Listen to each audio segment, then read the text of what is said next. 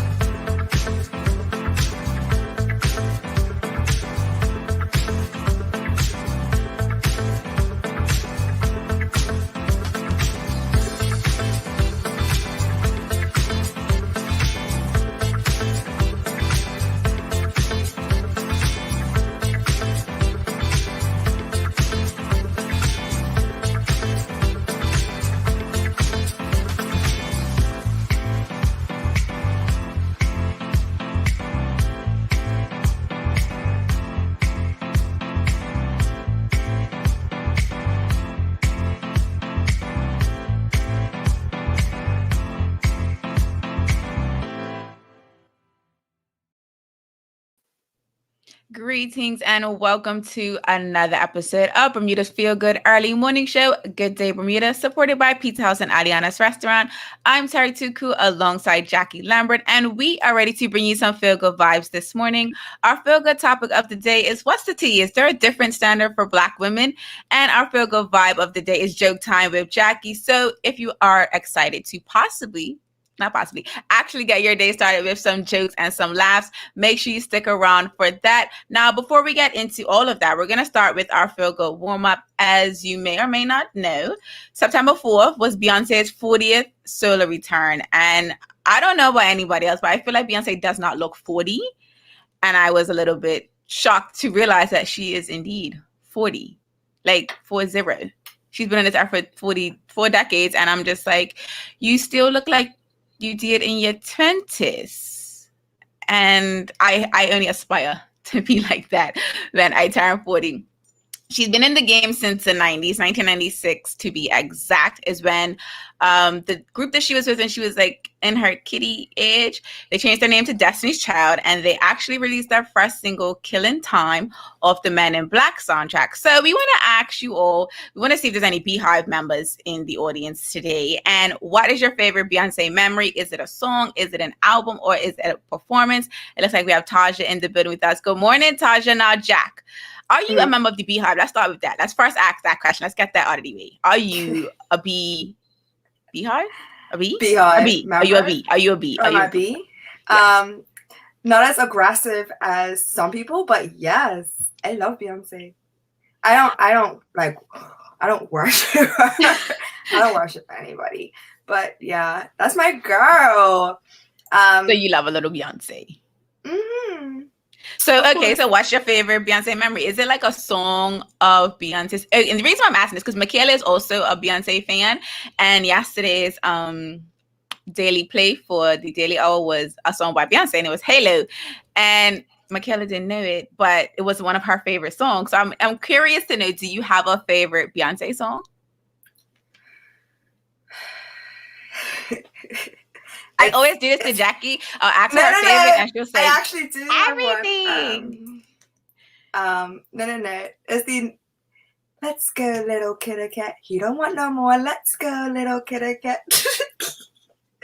It's not the cleanest song. First of all, besides what type of lyric content it has, that's got to be a non-single song. Like, that's got to be a song she did not release as a single. Not really. But she has a music video to it. She has a music video. Yes. It's her. Like, she's crawling on the floor. She's whipping her hair. He don't want no more. Let's go, little kitty. Yeah, she has a whole music video. It's so epic. It's basically her in a room, and she's just crawling on the floor, basically telling him that he don't want you no more. Let's pick it somewhere else. Wow. Okay, so audience, let's get cracking. You have to let us know, do you have a Beyonce song that you like? Did you even know that she turned 40 the other day, which was Saturday? Not you, Jack. I know you did. Did the audience realize that she turned 40 recently? And then if you did know that, let us know your favorite Beyonce song, whether it's an album or a performance. Now, Jackie, yes, this is your moment. You have Beyonce fans. You're definitely gonna have the stage. So go ahead. I just don't understand. Like, It's Sweet Dreams or Beautiful Nightmare. Have you heard that one? Oh yes, and it's a sweet dream or a beautiful nightmare. Yes. Either way, I love that song too. I like that song. And it's a bunch of songs. Like, it's hard. Like, obviously the Kitty Cat one. I know. You're like, see, I told you guys. You can't choose. She can't choose. There's a lot of them. And then it's Pretty Hurts. I actually found an Instagram video of Beyonce singing that particular song. That's actually one of my favorite songs. I think lyrically, it's such a powerful song. I think that was during a time when Beyonce was like she's always been about female empowerment, let's be honest. But I think for that particular album, like she kind of like honed in on that particular topic. And that song for me is one of my favorite Beyonce songs for sure. It looks like Kathy Rogers in the building with us. Good morning to you, Kathy. Let us know if you have a favorite Beyonce memory. If you're a member of the Beyonce Beehive, let us know. If you're a card-carrying member, if you're just like Jackie, you're indie crowd, but you ain't like, you ain't the bouncer, you ain't security. Let us know what type of Beyonce fan you are. Have you seen her perform? In real life, my show's in Bermuda. Mm-hmm. Oh, yeah. She was her pretty music fest. Did you see at the music fest? I went. I was like losing it. I was there too. That was epic.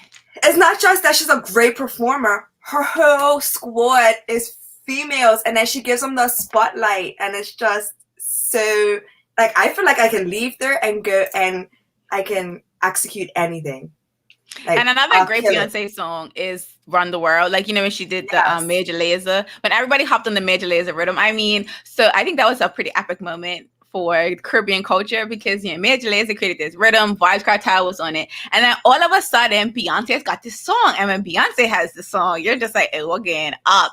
And I love that. I love that music video as well. That video was dope too. Those twins dancing. Oh, that's so wicked. I want to see them perform live. Wicked. So I have to ask, Dan. I'm pretty sure the answer is yes. Homecoming, the documentary. Have you seen it? How many times have I not seen it? Like, okay, that's more passion. What? I watch it all the time. Like, if I feel like, come on, Jack, you need some motivation, I'll put on some Beyonce. And like, yeah, I just feel like that's the perfect anthem to amp yourself up. Like, yep. She is so disciplined. Like, how disciplined you have to be? I mean, and let's talk about the fact that kids and then go back and do that.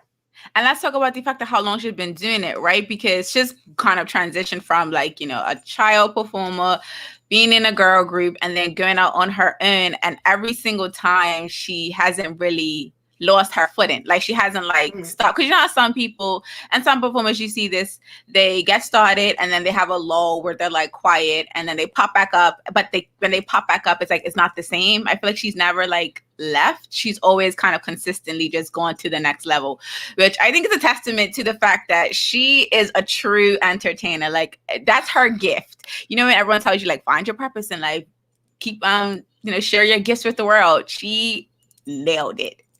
Like, I'm even thinking about any times that she's had slip-ups while performing, literally slip-ups, where she's fallen, and it always still looks so elegant.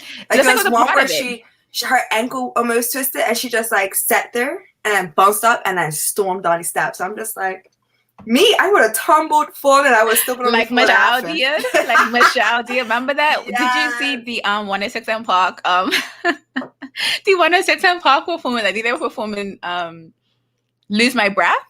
And it's that really fast part, and sis fell, and Beyonce Kelly looked at her and just kept walking. Giggled because they literally stepped over her. Because 106 & Park is live, and the performance is live, and so it's one of those moments. Obviously, if you're under a certain age and you don't remember 106 & Park, I feel for you. But those were the moments when you would rush him after school and you would look to see who's performing, or you'll be so excited because your favorite performer is coming on 106 & Park that day. And that performance, it is a meme. It is. Before memes were a thing, that was a meme. Poor Michelle. Sorry. But Michelle could sing too. And not taking anything away from her. Yeah, she could definitely sing. But just in that group dynamic, it's so interesting to see, Beyonce being a really big personality on stage. And then Kelly, she wasn't as big of a personality, but she had a little sass to her. And then Michelle was always just like the little sis. Like she felt like the little sis who was like trying to be with the big sisters, but the big sisters were just doing it, and she just never got it. But we love her still. Yes. Beyoncé is the best. So we're going to take a quick commercial break, and then we're going to be back with our feel-good topic of the day, which is, what's the tea? Is there a different standard for Black women? So if you're interested in hopping on that conversation with us, make sure you do not go anywhere. Jackie and I will be right back. Same smooth sounds, different name. BCG Radio, home of Bermuda's most engaging morning talk shows, The Daily Hour and Good Day Bermuda. Download the app, available for Android and Apple devices. BCG Radio, your station for conversations and entertainment.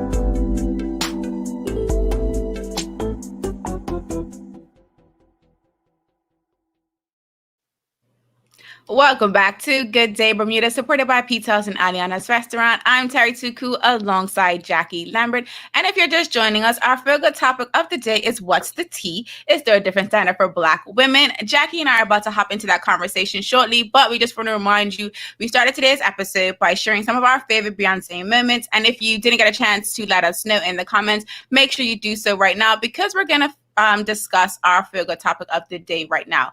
Jackie and I went live on Instagram last evening, and we got this conversation started, and there were a few comments that came up that, I don't know about Jackie, but it definitely sparked me to start thinking about this topic a little bit more. And one of the things that we wanted to talk about this morning is simply, do you think that the standard that exists for Black women is even realistic to achieve? Explain. We all know that there is a standard for just about everyone, but for Black women, there seems to be like this different standard. So, Jack, in your opinion, do you think the standard that we have to work to achieve is realistic?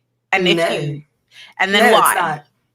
Because you guys put too much pressure on us to be happy all the time, to be willing and able to help you all the time. We have to we're literally taught to hold your emotions in, because you don't want to be an angry Black woman or angry Black child that is abrasive. And it's just like, why can't I express myself the same way the rest of the world gets to express themselves?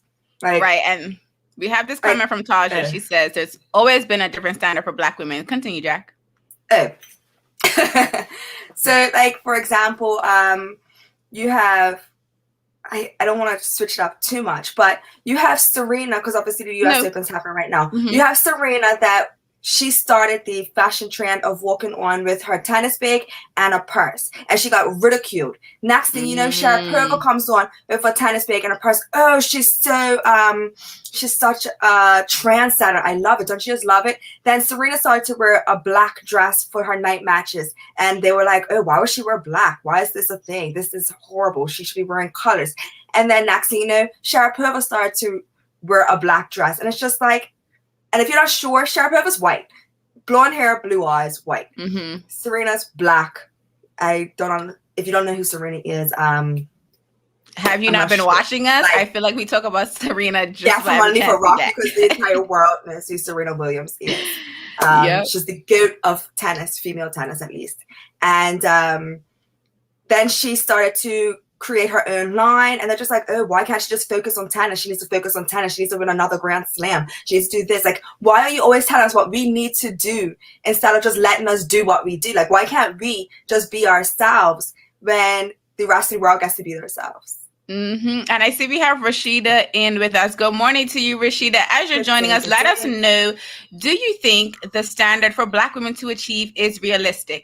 I agree with Jackie, and I actually want to bring in this comment. So, good day, Anika. So let us know in the comments, do you think this standard that Black women have to achieve is realistic? So just going on what Jackie said, we talk about Serena a lot. We talk about a lot of tennis players a lot, primarily because that's Jackie's sport, and because currently we've been leading up to, the US Open. There was the French Open recently, and we've seen a lot of chatter from not only the tennis players, but people that are supporters of these tennis players. And so it's kind of been more in the forefront of Jackie and I's mind. But one of the things about it that I think for me was highlighted in like, you know, just coming from the French Open into the US Open was that the standard that exists for Black women in tennis, it's like, it's weird to me because I haven't followed tennis like that. So I'm definitely coming in kind of cold and just like learning right now. And one of the things I find so interesting is that, like you said, one person can do it and it's the worst thing ever. Another person does it and it's like, oh, that's okay. Never thought of that. It's like herself. Yeah, it's like the turn towards it is like completely different. Like it's the exact same action. In most cases. In some cases, it's a completely different action. But I think primarily speaking, it's been like, it like literally the only difference is the color. And so it only infuriates I'm pretty sure the person is infuriated, but then it infuriates those of us that are looking on. And it's just like, well, can't we just catch a break? Can't we just like, why? Just heavy sigh. We have some comments coming in. So Tasha says, we're told to be strong, but the meaning of strong for others as it relates to Black women means we can't express our feelings or show emotion. And then she goes on to say there's no empathy for us because of this standard directed to us. Like we get treated like crap and they're just like, but you're strong, you'll get through this. Like what? You just legit like broke me down and I have to be strong. Like I don't get a chance to actually go through the emotions of healing. I have to do it quietly. So I have to be happy on the outside, walk around with this beautiful smile and make everybody else feel great. And then I have to go home and make myself feel great. Like where's the reciprocity? And even still, like even as a single woman, like for those women that are married or those women that have children, like you have to show up for those people as well as yourself. And those people have standards of you, like, you know, your husband has a standard of you, your children have a standard of you. And sometimes it's not communicated in that, like they say it to you verbally, but it's sometimes it's just understood, right? You just know that the standard exists or it has been communicated beforehand. And then, so like you say, all of that is put on you and then it's not reciprocated. And then we're just like, oh, Black women are the least protected, the least supported group in the world. And like a lot of people say that are not Black women. And I'm like, y'all keep saying that, but you're not giving support. Like you're not helping change the narrative. So you can keep saying that all you want to, but it's really not going to help us. Now we have a comment. Thanks for your acknowledgement, but where's your actions to help counteract what we have to go through? Absolutely. I want to get to this comment by Rashida. She's saying it's called the institution of white supremacy, and they'll constantly remind you that you're not a part of them, no matter how great you are. And that's why it's important to understand history, and none of this would surprise. And we would focus on building our own institutions in every way that benefit our community unapologetically. And I think, definitely. I wish I had my little interface set up. I could do the applause, because that's really what it is, right? And I think one of the reasons why Jacky and I wanted to talk about this is because we've seen it more frequently in the last couple. Like Jacky and I share posts with each other like all the time on Instagram, and like there's been a theme in a lot of the posts that we've shared around like women celebrities. Like it's been this theme of like you've seen it, but not even that. Like they're apologizing for being human. And it's just so frustrating that they feel the need to do that in a time in 2021 when we have way more persons of color in certain spaces. And one, I guess, probably equated that to progress, but it's clear that was never progress. And I think we would definitely sowed a dream around what progress would look like if we continued to be that strong Black woman and just kept our mouths shut. And now we're just like, okay, enough's enough. Enough is enough. Sit in the corner and take the scraps we threw at you. Why are you mad? I gave you my leftovers. Why are you mad? Like, I want to. You want more? Oh, sorry. No, you're not actually allowed more. You're not. So sit there and just be happy with what you got. Oh, wait, you're pushing back? Okay, let me show you where you're actually supposed to be, because though I told you you're on the same level as me, you're actually not. So let me just shove you back down there again. Oh, and deal with your emotions on your own. I don't want to help you. Yep. And so I think Rashida, to be honest, I think Rashida answered this question, but I do want to ask the audience if they have any other opinions on this. So why is there a different standard for Black women to uphold and achieve? So I think, Rashida kind of alluded to with the white supremacy concept. But Jack, in your opinion, in addition to that, why else do you think there's a different standard for us to uphold and achieve?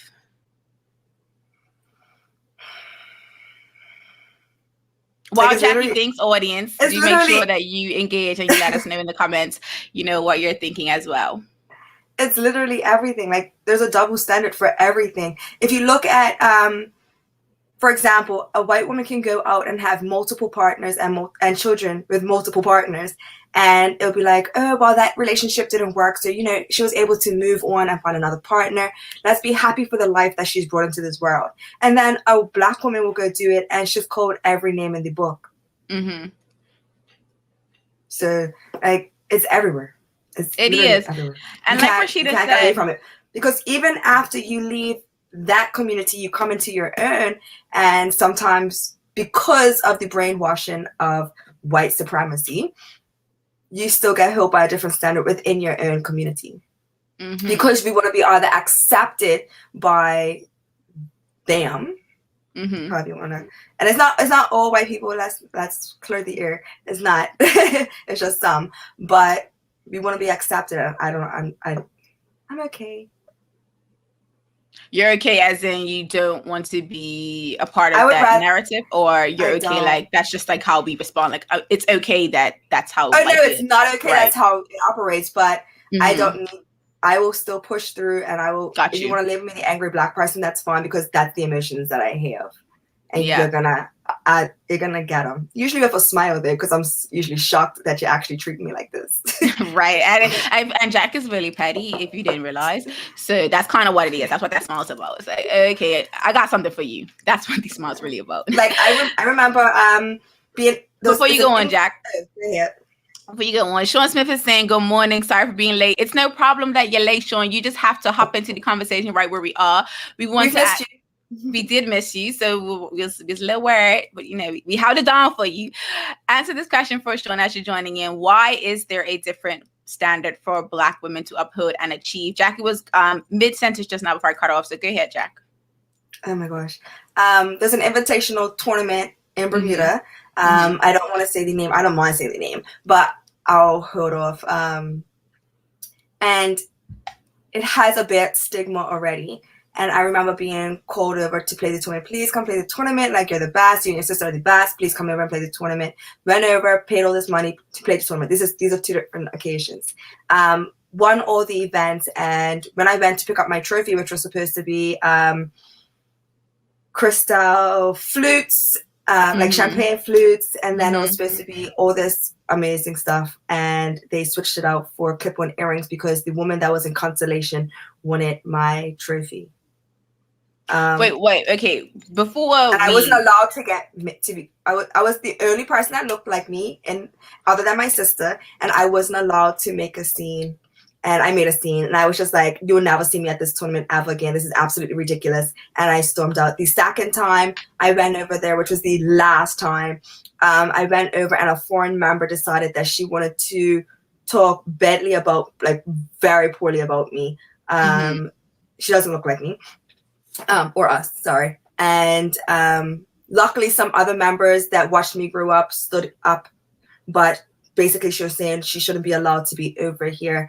And then I've had staff members and other members ask me if I'm lost at this facility. And I've had to remind them that once you go into the clubhouse, hook a right, get to the end, and I hook another right, and you'll enter into the plaque room where they put up all the winners, and tell me how many times you not only see Jacqueline Lambert, but just see Lambert in general, and then tell me where I belong.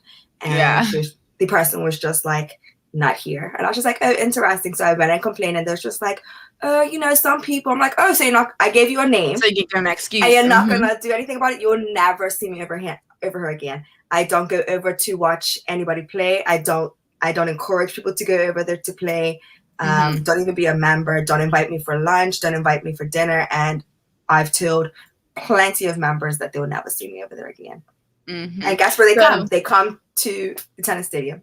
Of course. So we have a question from Sean Smith. He's asking us, are we talking within the Black community or period? We're talking about both. So it's definitely in general, specifically. And then we did kind of talk about on our Instagram live last night, which we're actually going to talk to next, about within the Black community. So Sean, feel free to share your opinion in either in response to either. So let's talk about that, Jack. So last night we kind of started to talk about colorism, and we started to talk about the standard that exists for, darker skinned women versus light skinned women, and how there is a preference to lighter skinned women in just about, I don't know, pick an aspect of life, and there's probably some level of discrimination between that. And so I wanted to ask this question of ourselves and the audience. Should we continue to push the standard that Black girls and Black women aim for, acknowledging that it looks different in different spaces, but should we continue to push that standard, or is there a new standard we should be working towards creating? So let's touch on the whole colorism thing. Should we be continuing to push that, and what does that look like for you? Should we be continuing to push colorism? Colorism is the standard of there being a certain look that is accepted versus not accepted. We have to break that down. We have to. Obviously, I know that because I am fair skinned that I would get accepted more than, but we're still not accepted. And why do we have to, in our own community, fight against ourselves because our ancestors decide to go play with milk? She said play with milk. Well, because I don't know how else to say it.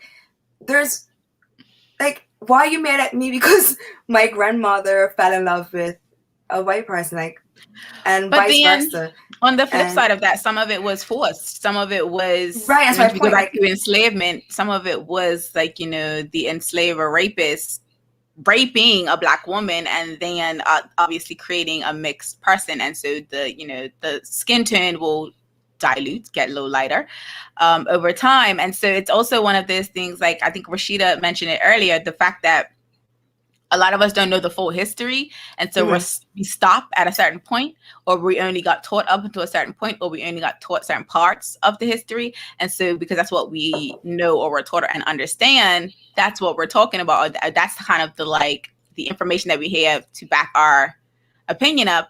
And then, but when you realize, or when you're told that that's actually not the full truth, I think it's interesting when people hold firm to that idea. That whole wow. Whenever someone says a wow, I'm like, all right, you ain't even trying to hurt the opposing opinion. So we're just gonna leave it at that. I actually you said something earlier when you were talking about the tennis situation. And you mentioned, okay, first of all, you have to pay to play in a tournament. And then you said something about in constellation, and that's how they change the prize. So constellation is the back draw. So you play the main draw and you lose first round. So they'll put you in a back draw so that you continue to play. So she was the winner of the losers. So she didn't make it to your section. Well, my section was the main draw, and I won all my matches. So I won the actual tournament. For example, when you watch if there's a tournament and there's a knockout draw. So I don't know, does football do knockout draws in Bermuda? I think it's always round robin, where everybody plays everybody within their group. That's not the case here. It's a 16-person draw, a 36 draw, and everybody has to. And then if I win this bracket, I come out and I play the next person in this bracket.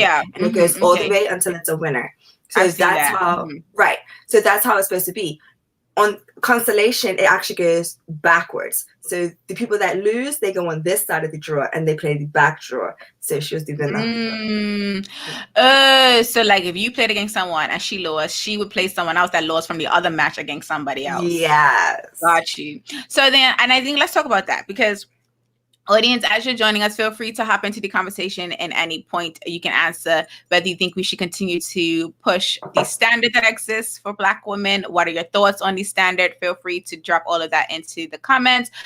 I want to know from a perspective of like someone that has, there is a different standard for you in the tennis space because of your parents and because of the legacy that your family has. So do you feel that should continue? Like, do you feel there is a sense of responsibility on you to uphold a specific standard because your family has such a long history in tennis in Bermuda? Or do you think that's a standard that should be relaxed in certain situations? Or do you even think there's a standard for you versus there's others? Absolutely a standard for me. I remember, I think I've said it on the show before. I was playing a match and the girl was cheating me, and I continued the match because I'm petty, and I decided I'm just gonna prolong petty. It. And it was the mid-oceanist. Mm-hmm. I can't remember. And he, Big and Bill wrote, "President's daughter needs disciplinary action." I didn't do anything wrong. I wasn't cursing. I wasn't cheating. I wasn't being petty. I was still playing the match, but I was just moonballing everything, and which means that the ball was sitting in the air way longer versus like cracking it. And so it was just a long match for no reason. And I shook hands and I walked off, and he's just like, you don't, like, basically he has watched me play, so he knew that I wasn't playing to the best of my ability. And he had this whole huge write-up. President's daughter needs disciplinary action. My name's Jacqueline. I am my own person. Like, so now you're putting me to the standard of my dad, and he doesn't even always stay up to the standard. So yeah, I think that you need to stop holding me to a standard that's built up in your mind. Right. So I think that's an important thing to note. So we have this comment from Carl Mitchell Jones in respect to colorism. I'm always reminded of the saying, the blacker the berry, the sweeter the juice. And I think that's like the opposite, right? That's like, in celebration of darker skinned folks. It's like, you're just as beautiful, if not more beautiful in some people's eyes. And so if you're just joining us, Jackie and I have been talking about the different standard that exists for Black women, whether it's within our community or it's just in general. And when we touched on last night during the Instagram Live, the situation in the Victoria's Secret store. Yes. Where there was an incident where it's like a reverse situation, because most times the story is reported that the Black person is the aggressor, and then what you see is an aggressive Black person and how it escalates.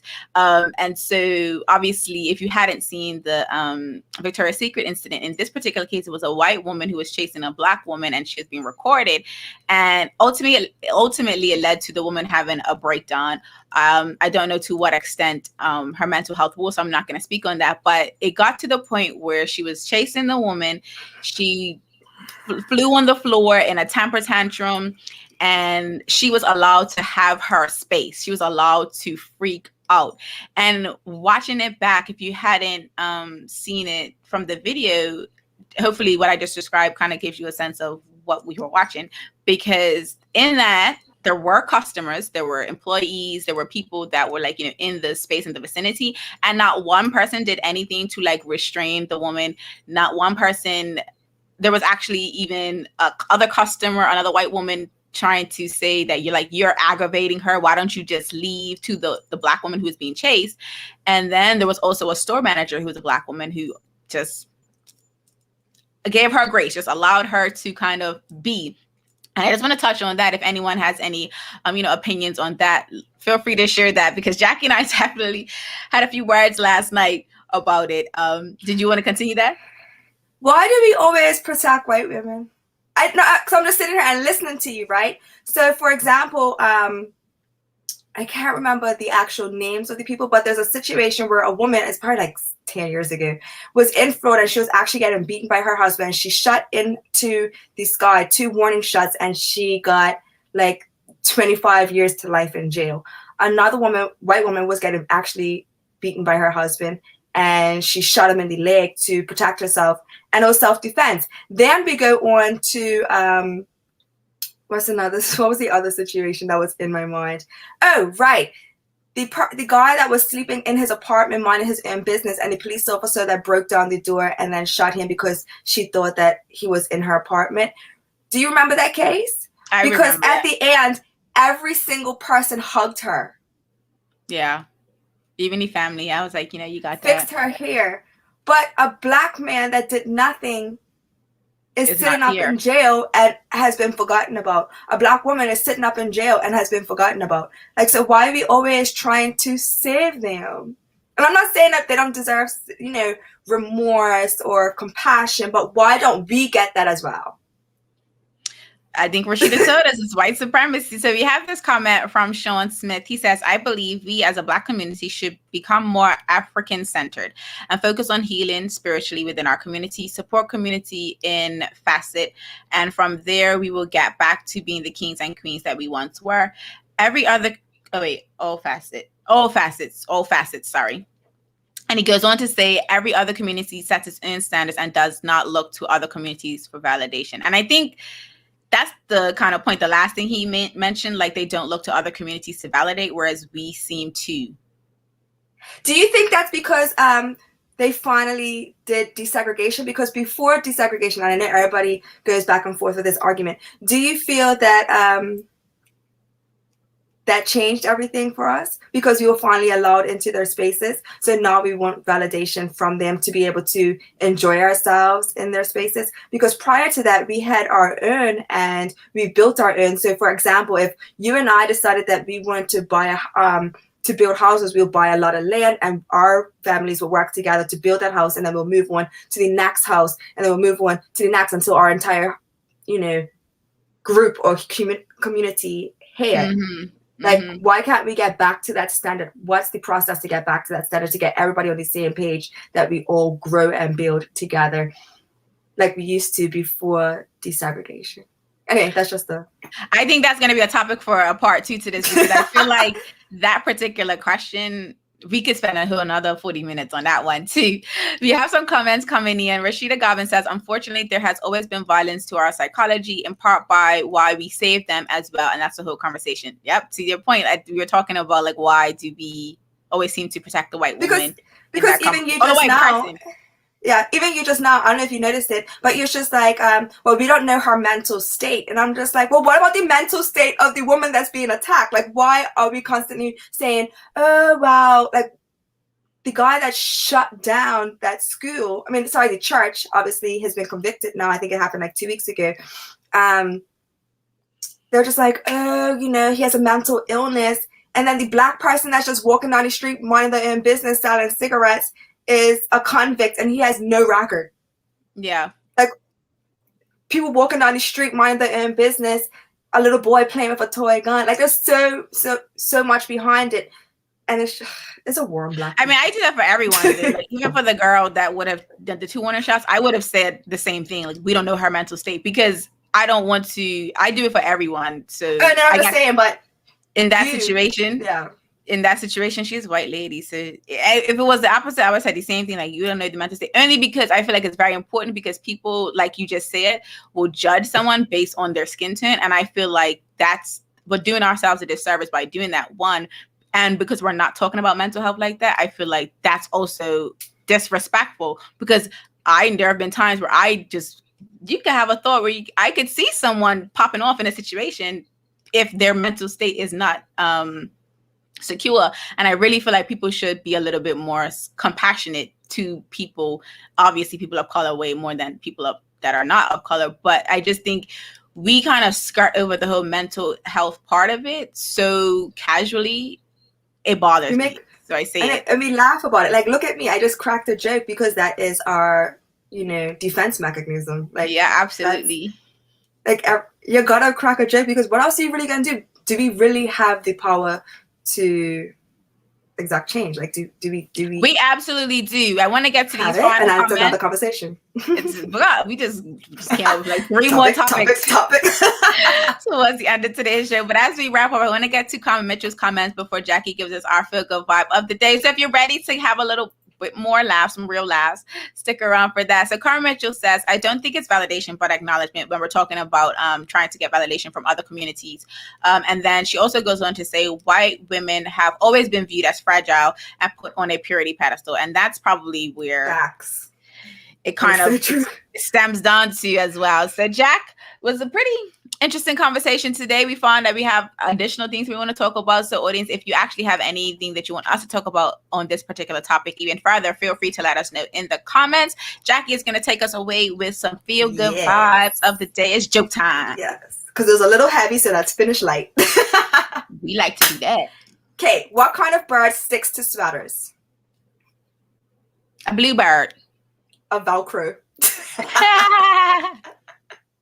Velcro. What kind of card? Yeah. Oh, I could do it. No, I can make that noise. What kind of car does a sheep drive?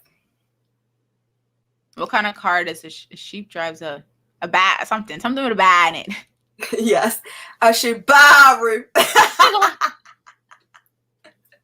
Definitely was a bat in it. All right, knock knock. Who's there? Radio. Radio who? Ready or not, here I come. You can't hide. Hey. I'm gonna find you Hey. and take it slowly. Hey, and on that note, as always, we hope today's Feel Good Vibe has you ready to make it a great one today. Thank you for watching this episode of Good Day Bermuda, supported by Pete's House and Aliana's Restaurant. We trust we'll see you tomorrow for another Feel Good conversation. Until the next episode, peace and have a good day, Bermuda.